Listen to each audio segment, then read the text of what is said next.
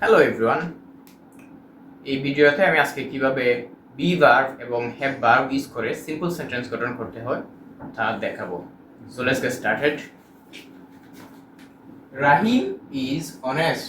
রাহিম হলো সৎ। রাহিম has honesty. রাহিমের আছে সততা। Hussain is intelligent. হুসাইন হলো বুদ্ধিমান। Hussain has intelligence. হুসাইনের আছে বুদ্ধিমত্তা। Karim is brave. কারিম হলো সাহসী। Karim has bravery. কারিমের আছে সাহস। Jabbar is meritorious. জাব্বার হলো খুবই মেধাবী। Jabbar has merit. জাব্বারের আছে অনেক মেধা। We are wealthy. আমরা খুবই সম্পদশালী। আমরা সম্পদশালী। We have wealth. আমাদের আছে সম্পদ।